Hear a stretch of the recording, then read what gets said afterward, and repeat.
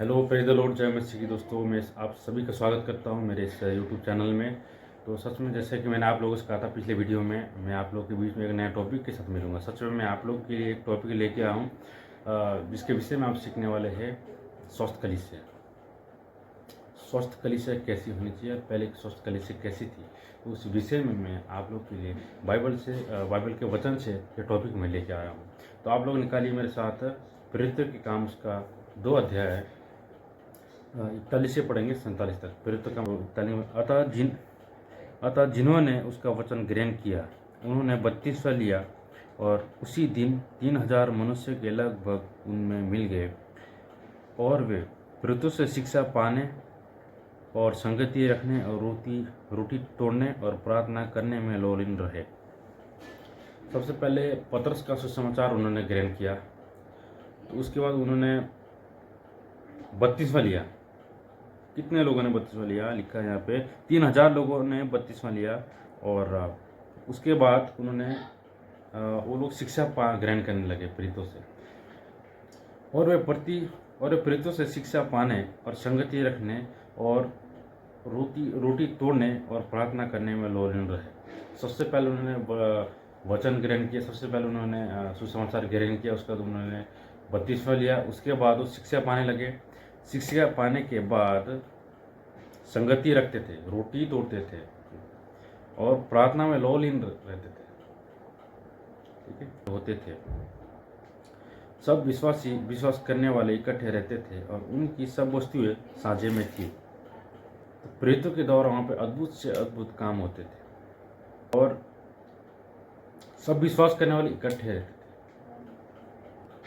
और उनकी सब वस्तुएं साझे में थी। सब विश्वासी जो है ना, जिन्होंने विश्वास किया था प्रभु मसीह पर, वो इकट्ठा रहते थे और उनकी सब वस्तुएं साझे में थी। साझे का मतलब है वो बांट दिया करते थे, जिसको जरूरत होता था उसको दे दिया करते थे। साझे का मतलब कोई भी उस चीज़ को ले सकता था, मना नहीं करते थे। ठीक है, और साझे का मतलब समझ गए नहीं? वे अपनी अपनी संपत्ति और सामान बेच कर जैसी जिसकी आवश्यकता होती थी बांट दिया करते थे। तो अपनी संपत्ति और सामान बेच कर एक दूसरे की हेल्प करते थे, मदद करते थे, जरूरत होती थी। वे प्रतिदिन एक मन होकर मंदिर में इकट्ठे होते थे और घर घर रोटी तोड़ते हुए आनंद और मन के हृदय से भोजन किया करते थे।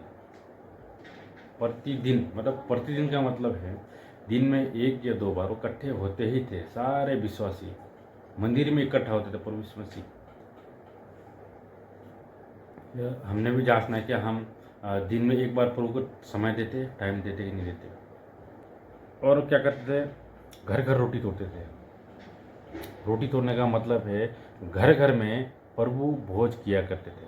आज इस घर में, परसों उस घर में, चौथा उस घर में, है ना। घर मन की सीधाई से भोजन किया करते थे और परमेश्वर की स्तुति करते थे, और सब लोग उनसे प्रसन्न थे। सब लोग मतलब यानी आसपास के सब लोग जो पड़ोस में रहते हैं वो लोग सब इनसे प्रसन्न थे, क्योंकि इनके स्वभाव बहुत अच्छा था। स्वस्थ कलीसिया का एक दूसरे का जरूरत बांटना, प्रेमी स्वभाव है ना। सब बस्ती साझे में, घर घर तोड़ना, ईमानदारी से प्रार्थना करना, सीधाई से भोजन करना, एक प्रेम था इनके, एक दूसरे के प्रति प्रेम था। तो ये चीज़ देखते हुए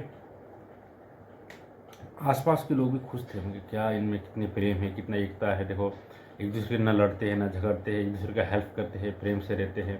तो इनसे और लोग भी क्या थे? प्रसन्न थे, खुश। और जो उद्धार पाते थे उनको प्रभु प्रतिदिन उनमें मिला देता था। जो उद्धार पा के ग्रहण करते थे तो परमेश्वर प्रतिदिन उसी इनके ग्रुप में उनको मिला देता था। तो आई होप गाइज आप लोग समझ गए होने की स्वस्थ कलीसिया में कैसी क्या क्या बातें होनी चाहिए और क्या क्या बातें मैंने आपको वचन से सिखाई है। आया आप समझ गए होने, तो मैं धन्यवाद करता हूँ प्रभु यीशु मसीह का, और इस टॉपिक के लिए धन्यवाद करता हूँ। और सच में आप सभी का जय मसीह से आप मेरे चैनल में बने रहे, मैं धन्यवाद करता हूँ। सबको जय मसीह।